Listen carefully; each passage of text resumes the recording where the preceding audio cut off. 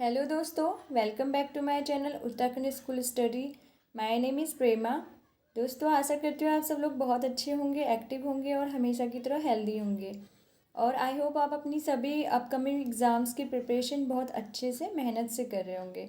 दोस्तों, इससे पहले हमने उत्तराखंड का जो प्रशासनिक ढांचा है उसका एक कार्यपालिका वाला टॉपिक किया है। उसमें से भी हमने अभी तक राज्यपाल, मुख्यमंत्री और मंत्रिपरिषद कर लिया है। ये टॉपिक हमने पढ़ लिए हैं। तो आज जो हम टॉपिक पढ़ने जा रहे हैं वो कार्यपालिका है का ही एक अंग है, सचिवालय। उसमें जितने भी टॉपिक्स एग्ज़ाम के पर्पज़ से इम्पोर्टेंट हैं वो सब मैंने उसमें मेंशन किए हैं। तो आज हम वो डिस्कस करेंगे। और इससे पहले मैंने आपको राज्यपाल वाला टॉपिक बहुत अच्छे से पढ़ा दिया है। तो प्लीज़ आप उस टॉपिक को अच्छे से पढ़िए, क्योंकि राज्यपाल में से ऑलमोस्ट क्वेश्चन आते हैं। सीधे डायरेक्टली ये क्वेश्चंस नहीं आएगा कि आपके राज्य का राज्यपाल का नाम बताइए, या फिर वो को कितने नंबर के राज्यपाल बने हैं, या फर्स्ट राज्यपाल कौन थे। कभी कभी आ जाता है ऐसा, बट ऐसा नहीं कि हर एक एग्ज़ाम में ये क्वेश्चंस आए। तो आपको जैसे क्वेश्चन आएगा कि जो राज्यपाल की कार्यकारी शक्तियाँ हैं वो कौन से आर्टिकल में है,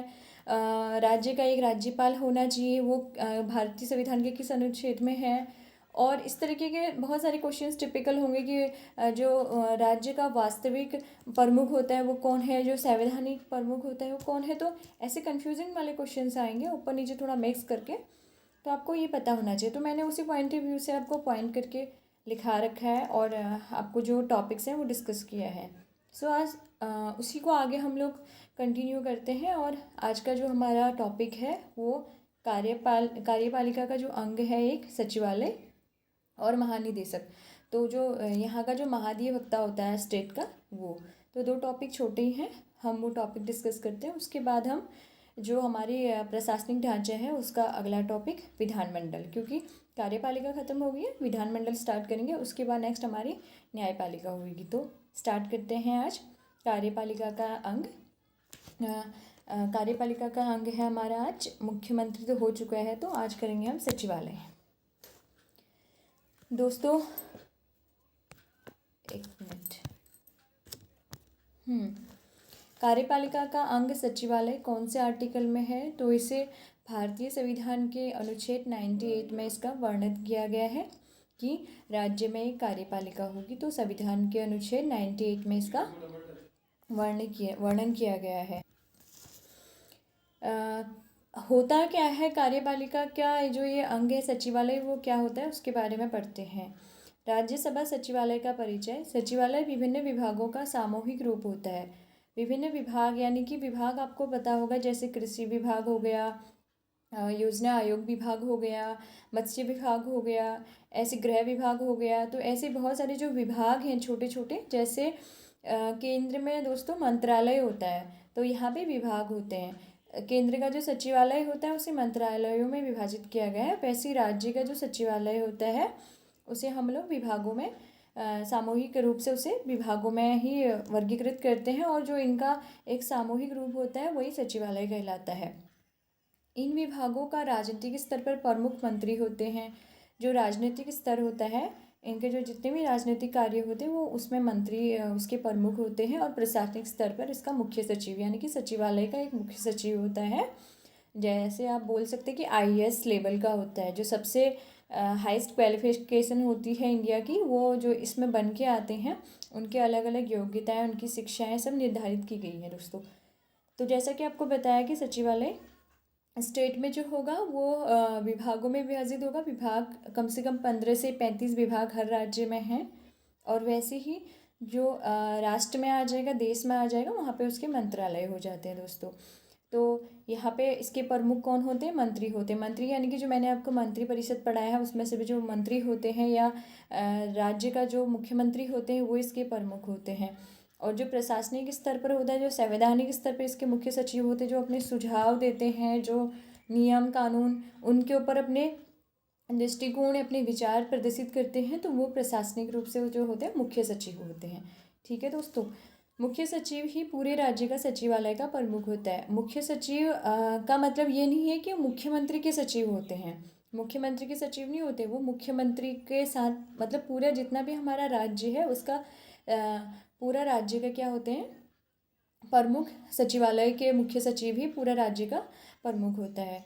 विभाग, इसमें सामान्य तो कितने विभाग होते हैं मैंने आपको बताया, 15 से 35 विभाग होते हैं। वो कोई भी विभाग होता है, कृषि विभाग, मत्स्य विभाग, और आपका उद्योग विभाग, और योजना विभाग, गृह विज्ञान विभाग, ये सब चीज़ें मैंने पीछे लिखा भी है, मैं आपको इसका PDF प्रोवाइड करा दूँगी। तो ये सारे विभाग होते हैं। तो इनका जो प्रमुख होता है वो राज्य का जो मुख्य सचिव होता है सचिवालय का, वो होता है। इसकी संगठन की बात करें, इसकी स्थापना तो 1949 में हुई थी। सबसे पहले जो सचिवालय बना है उसका जो, जिसके लिए जो आइडियाज़ आए, उसकी स्थापना वर्ष जो है वो 1949 है। राज्य प्रशासन की धुरी, अगर क्वेश्चन आता है कि राज्य प्रशासन की धुरी किसे कहते हैं दोस्तों, तो आपको पता होना चाहिए मुख्य सचिव को कहते हैं। जो राज्य प्रशासन की धुरी होता है, जो वहाँ के जितने भी आइडियाज़ होते हैं, जो लॉ से रिलेटेड चीज़ें होती हैं, तो वहाँ का मुख्य सचिव ही उनको आइडिया करता है। जैसे IAS हम लोग कहते हैं ना कि हमारे यहाँ पे IAS जो एडमिनिस्ट्रेटिव ऑफिसर होते हैं, तो वो इस लेवल के होते हैं कि वो मुख्य सचिव बन सके। तो राज्य प्रशासन की धुरी जो कहा जाता है दोस्तों, मुख्य सचिव को कहा जाता है। उसके बाद राज्य के प्रशासन का हृदय, ये जो छोटे छोटे क्वेश्चन है ना दोस्तों, ये बहुत इंपॉर्टेंट है। जैसे कि प्रशासन की धुरी, राज्य में प्रशासन की धुरी किसे कहते हैं, तो मुख्य सचिव। मुख्य सचिव कौन होता है, सचिवालय का प्रमुख होता है, जो राज्य का सचिवालय है वहाँ का प्रमुख होता है। दूसरा, राज्य के प्रशासन का हृदय किसे कहते हैं, तो राज्य के प्रशासन का हृदय राज्य के सचिवालय को कहा जाता है। तो इस टाइप के क्वेश्चन आते हैं, तो ये आपको पता होना चाहिए। ठीक है दोस्तों।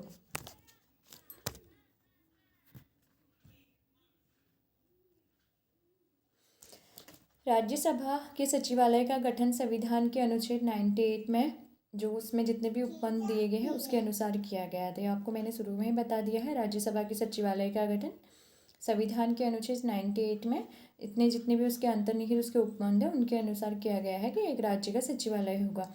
सचिवालय को राज्य की शासन व्यवस्था पर नियंत्रण, निर्देशन और पर्यवेक्षण की शक्ति मिली हुई है। जो सचिवालय होता है उसको राज्य को निर्देशन मतलब उसको निर्देशन हम क्या कहते हैं, किसी को कमान देना, किसी को निर्देशित करना, उसको उस चीज़ के बारे में सही या गलत चीज़ों की जो आइडिया होता है, जो एक निर्देश देना होता है, वो हमारे सचिवालय के प्रमुख के हाथ में होता है। नियंत्रण करना, राज्य की जो शक्तियाँ होती हैं उन पे नियंत्रण करना, वहाँ पे जितने भी काम करने वाले ऑफिसर्स होते हैं या उसके नीचे लेवल पे जो भी है, जितना भी नियंत्रण किसी चीज़ पे नियंत्रित करना होता है, वो सचिवालय का काम है। और पर्यवेक्षण की, उसको कैसे अब्जॉर्ब करना है, ये सब चीज़ों की शक्ति किसको मिली हुई है, सचिवालय को मिली है। सचिवालय में भी जो उसका हेड होता है मुख्य सचिव, वो इन सब चीज़ों को चेक करता है, देखता है।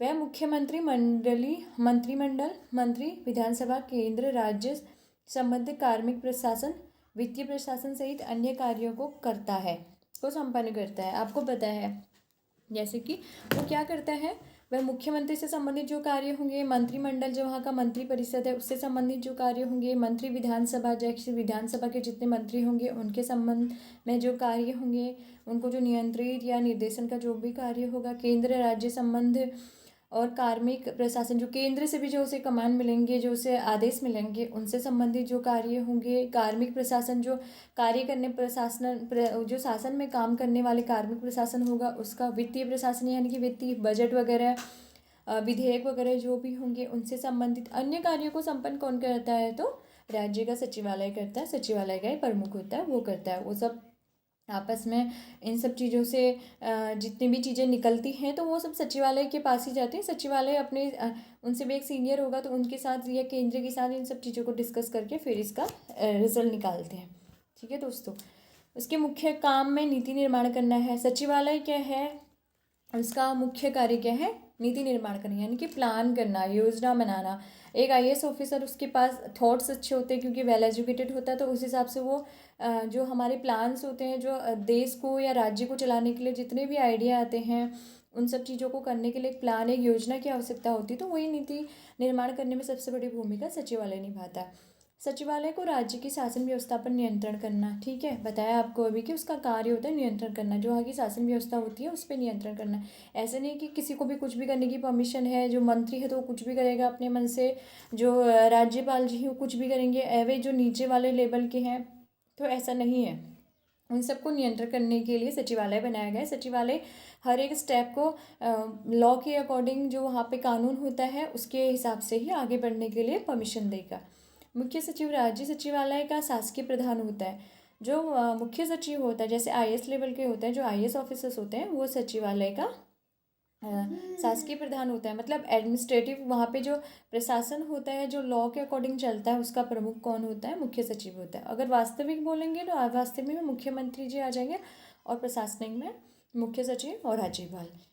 सबसे वरिष्ठ सचिव को ही मुख्य सचिव बनाया जाता है। अब योग्यता की बात कर ले तो उसमें कौन बनता है? अब ऐसी कोई मुख्य सचिव तो बन नहीं जाएगा ना दोस्तों, वहाँ पे ऐसी कोई मुख्य सचिव नहीं बनेगा। तो मुख्य सचिव बनने के लिए क्या करना है?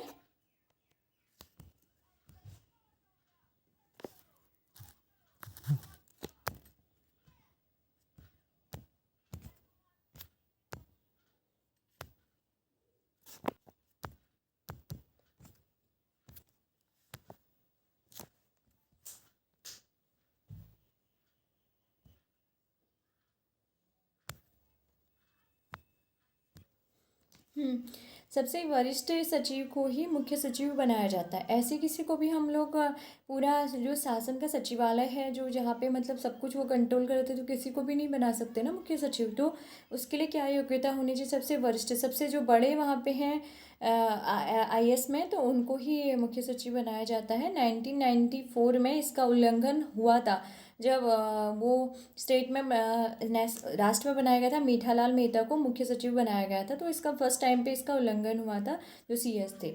वर्तमान में उत्तराखंड के मुख्य सचिव डॉक्टर कौन है? डॉक्टर सचिव सुखबीर सिंह है। ठीक है, वर्तमान में जो उत्तराखंड के मुख्य सचिव हैं वो डॉक्टर सुखबीर सिंह संधू हैं। 1988 के आईएएस बैच के ये मुख्य सचिव बने हैं।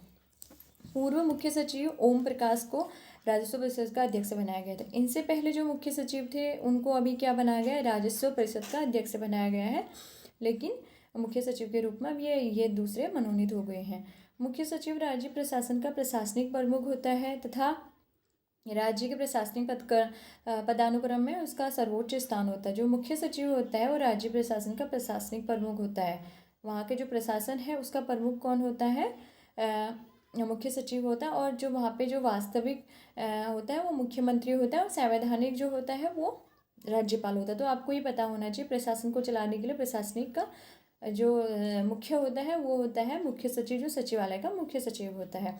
तथा राज्य के प्रशासनिक पदानुक्रम में उसका सर्वोच्च स्थान होता है। जो राज्य का प्रशासनिक पदानुक्रम है, जैसे नीचे से लेके आप ब्लॉक से ले लो, तहसील से ले लो, फिर एसडीएम डीएम ऐसे करके, तो उनमें सबसे जो महत्वपूर्ण पदानुक्रम होता है, सबसे श्रेष्ठ होता है, वो होता है प्रशासनिक उसका प्रमुख सचिव का। ठीक है, अन्य सचिवों की तुलना में मुख्य सचिव शीर्ष होता है। जो आधार सचिव होते हैं उसमें और भी सचिव आएंगे उसके नीचे, जैसे मंत्री के नीचे मंत्रिपरिषद में मंत्री आते हैं बहुत सारे, लेकिन मुख्यमंत्री को सर्वोच्च स्थान दिया जाता है। सेम वैसे ही और जो अन्य उसमें सचिव होते हैं, सचिवालय अब केवल मुख्य सचिव से तो बनेगा नहीं, उसमें भी अलग अलग कार्यकारी जो विभाग होंगे, सब कुछ होंगे। मैंने बताया आपको सचिवालय विभागों से मिलकर बना है, तो हर विभाग का एक अलग अलग सचिव होगा। तो उन सभी सचिवों में जो सबसे महत्वपूर्ण पद होता है, जो सर्वोच्च पद होता है, वो होता है मुख्य सचिव का, जो सबसे शीर्ष पद होता है दोस्तों। ठीक है, राज्य में प्रशासनिक प्रमुख मुख्य सचिव होता है। मुख्य सचिव जो होता है एक आईएएस होते हैं। राज्यों में राजनीतिक प्रमुख मुख्यमंत्री होता है, ये आपको पता है। प्रशासनिक प्रमुख जो होता है मुख्य सचिव होता है। राजनीतिक प्रमुख जो होता है वो मुख्यमंत्री होता है। और जो संवैधानिक प्रमुख होता है दोस्तों, वो राज्यपाल होता है। तो आपको ये 3 कॉन्सेप्ट हमेशा क्लियर रहने चाहिए। कभी भी क्वेश्चंस आ जाते हैं कि आपको ऐसे ऑप्शन दे देंगे कि राज्य का जो वास्तविक प्रमुख होता है वो कौन होता है, उसमें राज्यपाल दे देंगे आपको, मुख्य सचिव दे देंगे आपको, और मुख्यमंत्री दे देंगे, और एक उपमंत्री या कोई और ऑप्शन दे देंगे। तो आपको पता होना चाहिए वास्तविक हमेशा मुख्यमंत्री होता है, राजनीतिक और या वास्तविक बोले तो मुख्यमंत्री हो जाएंगे, संवैधानिक बोले तो मुख्य सचिव वो आपके राज्यपाल हो जाएंगे, और प्रशासनिक प्रमुख बोलेंगे तो मुख्य सचिव हो जाएगा, वो एक आईएएस लेवल के होते हैं। राज्य में प्रशासनिक संरचना का प्रमुख सलाहकार कौन होता है? जो प्रशासनिक संरचना, जो हमारा पूरा प्रशासन है, इसका संरचना जो बनती है उसका प्रमुख सलाहकार होता है मुख्य सचिव, आईएएस। क्योंकि उनके पास इतने आइडियाज़ होते हैं कैसे क्या करना है। एक प्राइम मिनिस्टर डायरेक्टली सब कुछ नहीं कर सकते, तो उनको भी आइडिया देने के लिए प्रशासन में आईएएस की वहाँ पे एक पद होता है। उनको एक राजस्व विभाग में या फिर एक सलाहकार के रूप में वहाँ पे पद नियुक्त किया जाता है, जो उनके एडवाइज़र होते हैं, जो वो नीति वगैरह तो प्लान वगैरह तो उनके पास होता है। जो हमारे बड़े बड़े जैसे देश के प्रधानमंत्री हो गए, उनके पास प्लान सब कुछ होगा। उस प्लान को कैसे ऑर्गेनाइज करना है, उसमें क्या क्या चीज़ें हैं, क्या इंक्लूडिंग हैं, क्या देश के प्रोग्रेस में हेल्प करने वाले हैं, क्या सही है क्या गलत, उसके लिए एक एडवाइज़र होता है। वो होता है मुख्य सचिव हमारे आईएएस, जो उनको एडवाइस करते हैं। उनके लिए स्पीच वगैरह ये सब चीज़ों का जो प्रावधान है वो एक आईएएस लेवल का होगा, क्योंकि जितना भी प्रशासन के बारे में जितनी नॉलेज आईएएस एक एडमिनिस्ट्रेटिव ऑफिसर को होगी तो शायद ही किसी और को होगी। इसलिए वही मुख्य सलाहकार होता है। हर एक जो प्रशासन का जो संरचना बनती है, जो जितने भी हमारे यहाँ पे एडवाइजरी होती हैं, नीतियाँ बनती हैं, योजनाएं बनती हैं, तो उनका प्रमुख सलाहकार कौन होता है दोस्तों? आईएएस होता है। सचिवालय के अंग। सचिवालय के अंग फर्स्ट है सचिवालय। राजनीतिक अध्यक्ष इसके सीएम यानी कि हमारे चीफ मिनिस्टर होते हैं। चीफ मिनिस्टर ऑफ स्टेट, जो भी उस स्टेट के चीफ मिनिस्टर होंगे, उस स्टेट के सचिवालय के राजनीतिक अध्यक्ष होंगे। और प्रशासनिक अध्यक्ष जो होंगे वो मुख्य सचिव होंगे। ठीक है दोस्तों, यहाँ तक आपको क्लियर होगा। सचिवालय के राजनीतिक अध्यक्ष वहाँ के मुख्यमंत्री होंगे, और प्रशासनिक अध्यक्ष वहाँ के मुख्य सचिव होंगे यानी कि आईएएस। विभाग बहुत इम्पोर्टेंट है। जैसे कंट्री में या राष्ट्र में बोल सकते हैं कि वहाँ पे मंत्रालय विभाग होते हैं, वैसे ही राज्य में जो राष्ट्र में जो होते हैं, देश में जो होते हैं, मंत्रालय होते हैं। जो विभाग होता है उसका राजनीतिक अध्यक्ष जो होते हैं कैबिनेट मंत्री होते हैं, और राज्य मंत्री भी कह सकते हैं। और प्रशासनिक अध्यक्ष शासन सचिव हो जाए, जो वहाँ पे उस चीज़ को मतलब कह सकते हैं कि जो वहाँ पे उस टाइम पे शासन वहाँ पे अध्यक्ष है, प्रशासनिक शासन सचिव है, वो उसका प्रशासनिक अध्यक्ष हो जाता है। हर एक विभाग में आपको बताया कि सचिव होते हैं। जैसे मुख्य सचिव सचिवालय का मुख्य हो जाता है, वैसे जितने भी विभाग हैं उन सब में एक सचिव भी होगा, तो वो सब क्या हो जाएंगे? प्रशासनिक अध्यक्ष हो जाएगा। सचिवालय का अध्यक्ष मुख्यमंत्री होता है। जो सचिवालय का अध्यक्ष होता है मुख्यमंत्री होता है। राजनीतिक अध्यक्ष भी हम इसे कह सकते हैं दोस्तों। ठीक है, सचिवालय का अध्यक्ष मुख्यमंत्री होता है। इनकी नियुक्ति राज्य के मुख्यमंत्री द्वारा अनुमोदित होती है। जो सचिवालय होते हैं उसका जो मुख्य सचिव होता है उसकी जो नियुक्ति करता है तो मुख्यमंत्री करता है। जैसे मुख्यमंत्री की नियुक्ति राज्यपाल करता है, राज्यपाल की नियुक्ति राष्ट्रपति करते हैं। तो ये एक इनका क्रम चलता आ रहा है। तो मुख्यमंत्री इसका प्रमुख हो गया अध्यक्ष, तो मुख्यमंत्री ही अपने इनका सचिवालय का क्या करेंगे? सचिवालय का उनके पद की नियुक्ति करेंगे। इसका निर्धारण योग्यता और प्रबल विश्वास के आधार पर ही किया जाता है। जो इसका निर्धारण होता है इस पद के लिए, इन्हें जो इस पद पे इनको जो नियुक्ति की दी जाती है, जो नियुक्ति मिलती है, इसका निर्धारण इनकी योग्यता मतलब उनकी एजुकेशन में कितने क्वालिफाइड हैं, क्या है, सबसे वरिष्ठ को ही बनाया जाता है। और प्रबल विश्वास के आधार पर, क्योंकि एक सलाहकार तुम ले रहे हो पूरे शासन का, पूरे प्रशासन को चलाने के लिए एक ऐसा एडवाइज़र, एक ऐसी एडवाइजरी चीज़ तुम ले रहे हो, ऐसे आदमी को तुम ले रहे हो, तो उस पर तुम्हें विश्वास, वो विश्वास के योग्य होना चाहिए। वो उस पर किसी प्रकार का कोई डाउट नहीं होना चाहिए, या उसने कुछ अपने करियर में ऐसा कुछ नहीं किया होना चाहिए जिससे कि वो इस पद के लिए योग्य नहीं हो। मुख्यमंत्री के विश्वास पात्र होते हैं। मुख्यमंत्री उनकी नियुक्ति करते हैं, तो मुख्यमंत्री के विश्वास पात्र या उनकी इच्छा अनुसार ही अपने पद पर रह सकते हैं। इनका कार्यकाल से मैंने बताया कि मुख्यमंत्री के प्रसार प्रयत्न ही रहता है, यानी कि जब तक मुख्यमंत्री चाहे इनको इनके पद पर रह सकता है ये, और जब चाहे इनको इनके पद से विमुक्त कर सकता है। तो इनका जो कार्यकाल होता है वो मुख्यमंत्री के इच्छा अनुसार ही चलता है। अब आपको इनका दो स्तर होते हैं, राजनीतिक स्तर और प्रशासनिक स्तर। मैंने जैसे बताया राजनीतिक स्तर पर इसका मुख्यमंत्री सर्वोच्च होता है, वैसे ही प्रशासनिक स्तर पे इनके कौन होते हैं? मुख्य सचिव होते हैं। कैबिनेट मंत्री जैसे राजनीतिक स्तर पे दूसरा लेवल हो जाएगा, तो विशेष सचिव जो विभागों में होते हैं। राज्य मंत्री यहाँ पे जो इनका अध्यक्ष हो जाएगा राजनीतिक स्तर पे, तो वहाँ पे उप सचिव, ठीक है, संयुक्त सचिव और उप सचिव। फिर उप मंत्री, तो वहाँ पे जो अदर जो सचिव होता है वो, और सहायक सचिव, तो दोनों का अलग अलग लेवल है।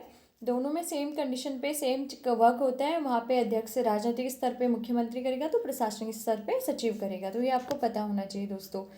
तो दोस्तों आप इसी का आपको मैंने बता दिया पूरा मुख्य सचिव के बारे में। आज हम कार्यपालिका का दूसरा अंग महाधिवक्ता, ज़्यादा नहीं है, वो भी हम इसी में कवर कर लेते हैं कि महाधिवक्ता होता क्या है और इसके लिए क्या क्या चीज़ें ज़रूरत है बनने के लिए, उनकी योग्यताएं, उनके क्वालिफिकेशंस वगैरह सब कुछ पढ़ेंगे और ये एग्ज़ाम पॉइंट ऑफ व्यू से कैसा है वो भी मैं आप लोगों के साथ डिस्कस। हाँ तो दोस्तों, हम कार्यपालिका का चौथा अंग राज्य महाधिवक्ता वो भी आज पूरा करते हैं। इसमें ज़्यादा कुछ नहीं है, थोड़ी बहुत है, तो हम इसको ख़त्म कर देते हैं, फिर हमारी कार्यपालिका पूरी हो जाएगी। उसके बाद हम अपना नेक्स्ट टॉपिक जो है विधानमंडल वो शुरू करेंगे। उसमें भी काफ़ी लेंथी है, तो वो पढ़ना बहुत ज़रूरी है क्योंकि हर राज्य में विधानमंडल होता है। तो आज हम पहले कार्यपालिका का चौथा अंग राज्य महाधिवक्ता करते हैं। ठीक है दोस्तों, तो जो राज्य महाधिवक्ता होता है, जैसे कि आपको पता है कि जैसे राज्य है, राज्य में क्या होता है,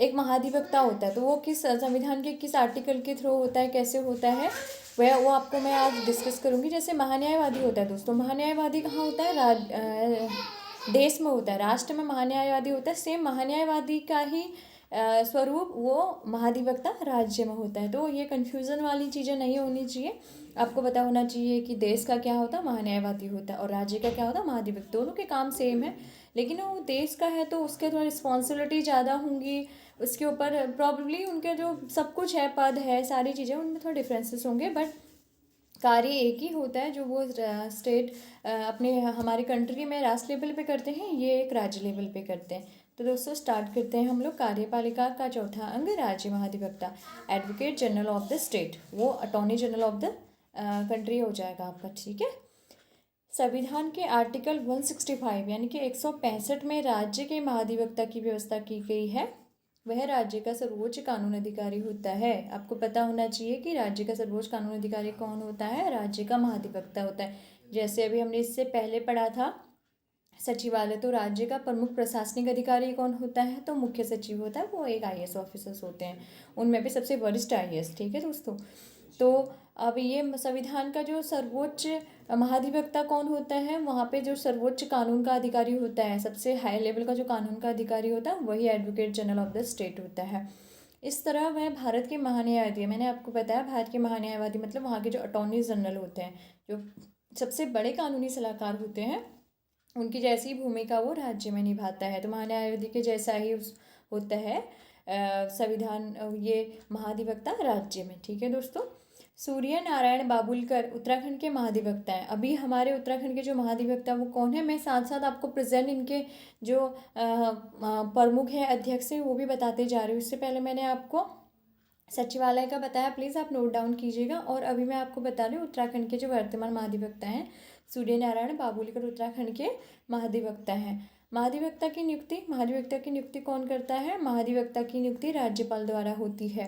वैसे पहले जो प्रशासनिक सचिवालय था, उनके जो प्रमुख है उनकी नियुक्ति कौन करता है, तो वहाँ के मुख्यमंत्री करते हैं। तो उनके प्रति वो विश्वास पात्र रहते हैं, उनके एडवाइजरी रहते हैं। तो महाधिवक्ता की नियुक्ति जो करते हैं वो राज्यपाल द्वारा होती है। योग्यता, उस व्यक्ति में उच्च न्यायालय का न्यायाधीश बनने की योग्यता होनी चाहिए। जो महाधिवक्ता के पद पे नियुक्त किया जाएगा उसमें क्या होना चाहिए, उच्च न्यायालय का न्यायाधीश बनने की योग्यता होनी चाहिए, और वह भारत का नागरिक होना चाहिए। ये तो हर एक डिपार्टमेंट के लिए कंपलसरी है, ये तो आपको पता ही होना चाहिए कि जो भी हमारे प्रशासनिक राजनीतिक पद पे जाएंगे या संवैधानिक पद पे जाएंगे वो भारत का नागरिक होना ही होना चाहिए। दूसरा है इसे उसे 10 वर्ष तक न्यायिक अधिकारी का या उच्च न्यायालय में 10 वर्षों तक वकालत करने का अनुभव होना चाहिए। मतलब वो 10 वर्षों तक किसी न्यायिक अधिकारी के रूप में कार्यरत होना चाहिए उच्च न्यायालय में, और स्टेट का जो भी उच्च न्यायालय जैसे आपका नैनीताल है, और वो 10 वर्ष तक, या फिर वो क्या होना चाहिए 10 वर्ष तक उसे वकालत, वो 10 वर्ष तक वकील के पद पे किसी कोर्ट वहाँ पे उच्च न्यायालय में कार्यरत होना चाहिए। उसे वकालत का अनुभव होना चाहिए, तभी तो वो एडवाइस कर पाएगा पूरे स्टेट को। जब उससे किसी चीज़ का नॉलेज होगा, अनुभव होगा, ये जितने साल उसने कार्य किया है किसी भी बेस पे, तो उसका एक्सपीरियंस उसके पास होगा, तभी वो एक न्यायिक सलाहकार बन पाएगा दोस्तों। इसका नेक्स्ट टॉपिक है राज्य का सर्वोच्च विधि अधिकारी महाधिवक्ता होता है। आपको बता दिया, जो वहाँ का सर्वोच्च कानूनी सलाहकार कानूनी अधिकारी होता है सबसे उच्च न्यायालय में, वही महाधिवक्ता होता है। वह सभी कानूनी मामलों में राज्य सरकार की सहायता के लिए जिम्मेदार है। हाँ, तो उसके अंदर ये क्वालिटी इसलिए होनी चाहिए क्योंकि वो जितने भी कानूनी मामलों में सलाहकारी, जितने भी कानूनी मामलों में एडवाइस देगा, जितने भी उसको सलाह देगा, सरकार को, तो उसके लिए वो उनकी सहायता के लिए वो जिम्मेदार होगा। सही गलत तो उसको सबसे पहले तो सारी चीज़ों का ज्ञान होना चाहिए, नॉलेज होना चाहिए, तभी वो राज्य सरकार की सहायता कर पाएगा। तो इसलिए उसके लिए जो भी ये कैटेगरीज, जो भी ये यहाँ पे प्रोसीजर रखा गया है, या फिर उसको जितनी भी चीज़ें शर्तें रखी गई हैं उसे इस पद के लिए, तो वो उसको किसी भी हाल में पूरी करनी चाहिए। ठीक है दोस्तों। सो महाधिवक्ता के लिए आपको बता दिया है कि उसकी क्या, कौन उसे नियुक्त करता है, किस चीज़ की उसके लिए ज़रूरत है, वो क्या होना चाहिए, उसको कितने कार्य करने का कितना अनुभव होना चाहिए। तो ये सारी चीज़ें हो गई हैं। महाधिवक्ता राज्यपाल के प्रसाद पर्यंत कार्य करता है, यानी कि जो महाधिवक्ता होता है उसकी नियुक्ति राज्यपाल करते हैं, और राज्यपाल की इच्छा अनुसार प्रसाद पर्यंत मतलब जब तक राज्यपाल चाहें वो अपने पद पे कार्य करता है। ठीक है। इससे पहले जो मुख्य महासचिव था तो उनको वो मुख्यमंत्री के प्रसाद प्रियत रहते हैं, और ये महाधिवक्ता राज्यपाल के प्रसाद प्रियत रहते हैं। राज्यपाल उसे कभी भी उसके पद से हटा सकता है। मतलब जो महाधिवक्ता होता है वो राज्यपाल के इच्छा अनुसार ही कार्य करते हैं, यानी कि राज्यपाल उनको कभी भी उनके पद से हटा सकता है और वो कभी तक भी अपने पद पे रह सकता है। वह एक उच्च न्यायालय का मुख्य न्यायाधीश बनने की क्षमता रखता है। जो भी महाधिवक्ता बनेगा उसके अंदर क्या होना चाहिए, उच्च न्यायालय का मुख्य न्यायाधीश बनने की योग्यता होनी चाहिए। 10 साल तक उसे कानूनी तौर पे एक अधिकारी का रूप में उसने कार्य किया होना चाहिए, और 10 साल तक उसे वकालत करने का अनुभव होना चाहिए, और साथ ही वो क्या योग्यता रखता है, वो उच्च न्यायालय का मुख्य न्यायाधीश बनने की क्षमता रखता है। सो दोस्तों, कार्यकाल, महाधिवक्ता का कार्यकाल की बात करें तो संविधान में महाधिवक्ता के कार्यकाल का कोई निश्चित नहीं किया गया कि संविधान में जैसे वर्णित हो इसका कार्यकाल 5 साल है, 65 वर्ष का, ऐसा कुछ नहीं लिखा गया है। इसके अतिरिक्त संविधान में उसे हटाने का भी कोई प्रावधान नहीं है। जैसे कि राज्यपाल को हटाने का प्रावधान है, उनको मुख्यमंत्री को हटाने का प्रावधान है, राष्ट्रपति को हटाने का प्रावधान है। सो इस तरह से जो महाधिवक्ता है उनको हटाने का संविधान में ना तो कोई प्रावधान है, और ना ही उनके कार्य के लिए उनके कार्यकाल का कोई समय संविधान में निश्चित किया गया है। तो ये केवल राज्यपाल पे डिपेंड करता है कि वो उन्हें कब तक उनके पद पे रख सकते हैं और कब उन्हें हटाया जा सकता है। सो दोस्तों, ये महाधिवक्ता का जो टॉपिक है वो भी अब ख़त्म हो चुका है। ठीक है, थोड़ा सा ही बचा है। महाधिवक्ता की शक्तियाँ, विशेषाधिकार तथा पत्रिकृक्षा, अनुच्छेद 177 में इसकी शक्तियों का वर्णन किया गया है कि इसको कौन कौन सी शक्तियाँ दी जाएंगे महाधिवक्ता को। अनुच्छेद 177 बहुत इंपॉर्टेंट है। अगर एग्जाम में आता है कि महाधिवक्ता की शक्तियों का वर्णन किस अधिकार में, किस अनुच्छेद में है, उसके जो विशेषाधिकार हैं उनको किस अनुच्छेद के अंदर रखा गया है, तो आपको पता होना चाहिए अनुच्छेद 177 में रखा गया है। ठीक है। साथ ही राज्य विधायिका के सदनों तथा इसकी समितियों से जुड़े महाधिवक्ता के अधिकार, जो महाधिवक्ता के विधायिका, जो वहाँ के 2 सदन है, आपको पता है राज्य विधायिका के 2 सदन होते हैं। कौन कौन से होते हैं, एक तो विधानसभा होता है और एक विधान परिषद होता है। तो उन दोनों सदनों और उनकी समितियों से जुड़े महाधिवक्ता के जितने भी अधिकार हैं वो कौन से आर्टिकल में है, 194 में। तो आपको ये आर्टिकल तो किसी भी हाल में याद करने हैं, क्योंकि कभी भी डायरेक्टली कोई भी क्वेश्चन नहीं आता। अब तो बिल्कुल नहीं आता, अब तो इतना टिपिकल क्वेश्चन पेपर्स बनाते हैं, क्योंकि वो रट्टावार वाला सिस्टम नहीं है। आपको नॉलेज होना चाहिए कि हमारे जो आर्टिकल्स हैं वो कितना ज़रूरी हैं, जो प्रशासन बनता है अब एक राज्य का, एक देश का, उसके लिए। क्योंकि जो हमारा प्रशासन या राजनीतिक जितना भी हमारा सिस्टम बना हुआ है दोस्तों, जो हमारा सबसे बड़ा डॉक्यूमेंट है अभी तक, संविधान, उसी के अकॉर्डिंग बना हुआ है। तो हम लोग बाहरी चीज़ें तो पढ़ लेते हैं, हमें एग्जैक्टली ये नहीं पता होता है कि अंदर क्या है। तो इसलिए हमें आर्टिकल पता होने चाहिए, क्योंकि इन्हीं आर्टिकलों के माध्यम से हमें पता चलता है कि हमारे जो स्टेट में या जो हमारे देश में क्या क्या चीज़ें सही हो रही है, क्या क्या चीज़ें गलत हो रही है। क्योंकि हमारे जितने भी राइट्स हैं वो आर्टिकलों के अंडर ही प्रोवाइड कराए गए हैं, और हमारा संविधान सबसे बड़ा डॉक्यूमेंट है, इसको कोई भी गलत साबित नहीं कर सकता है। इसीलिए हमें सारे आर्टिकल पता होने चाहिए। इनडायरेक्टली कोई नहीं पूछेगा कि अभी महाधिवक्ता कौन है, आ भी सकता है क्वेश्चन, बट ऐसे नहीं आता है कि महाधिवक्ता अभी कौन है। हो सकता है ये बोला है कि जो राज्य का महाधिवक्ता है वो किस आर्टिकल में आता है, राज्यपाल की नियुक्ति कौन से अनुच्छेद में है, उसकी नियुक्ति कौन करता है, एज आ सकती है कुछ कुछ चीज़ों में, कार्यकाल आ सकता है। जैसे आपको आ गया कि महाधिवक्ता है, उसका कार्यकाल का वर्णन भारतीय संविधान के इस अनुच्छेद में है, अनुच्छेद 120, 21, कुछ भी दे देंगे आपको, लेकिन आपको ये पता नहीं है कि सच में इसका जो महाधिवक्ता है उसका कार्यकाल वगैरह या उसकी पद नियुक्ति कह सकते हैं उसको हटाने का प्रावधान संविधान में है कि नहीं है। तो आप तो कुछ भी लगा के आ जाओगे वहाँ पे, जब तक आपको ये चीज़ें पता नहीं होगा कि राज्य जो महाधिवक्ता होता है उसको ना तो हटाने का प्रावधान हमारे संविधान में है, ना ही उसकी कार्यकाल का कोई प्रावधान हमारे संविधान में। तो राज्यपाल के का इच्छा अनुसार उनके प्रसाद रहता है। तो आपको ये चीज़ें पता होनी चाहिए। इसलिए आपको आर्टिकल्स चाहे किसी भी चीज़ के हो, मुख्यमंत्री के हो, मंत्रिपरिषद के हो, राज्यपाल के हो, मंत्रिमंडल के हो, किसी भी के हो, थोड़ा बहुत आर्टिकल आपको पता होना चाहिए, क्योंकि अगर क्वेश्चंस आते हैं तो इन्हीं के बेस पे आते हैं।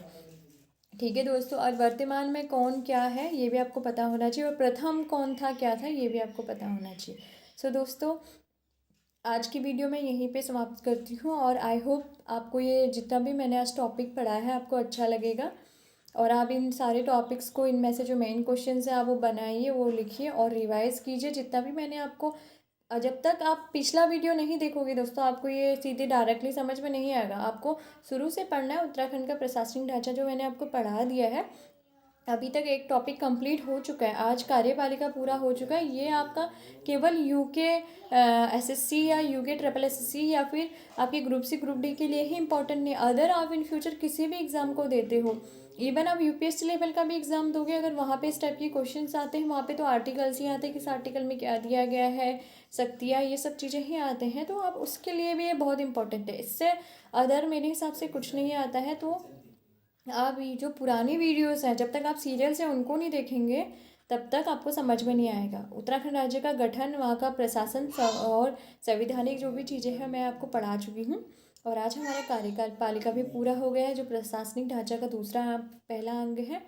और अब कल हम पढ़ेंगे उत्तराखंड का प्रशासन का तीसरा अंग, जो दूसरा अंग जो होता है विधानमंडल। तो आप सब लोग मुझे कमेंट करके बताइए कि हमारा जो उत्तराखंड राज्य है वो एक सदनीय वहाँ पे विधायिका है या फिर वो द्विसदनीय है। तो आप प्लीज़ मुझे कमेंट करके बताना कि विधानमंडल के कितने सदन होते हैं, और विधानमंडल में कौन कौन इन्वॉल्व होता है, कौन कौन शामिल होता है विधानमंडल को बनाने के लिए। तो दोस्तों, थैंक यू फॉर वॉचिंग। आप लोग देखिए, पढ़िए और अपने सभी एग्ज़ाम को क्रैक कीजिए। Okay, thank you for watching.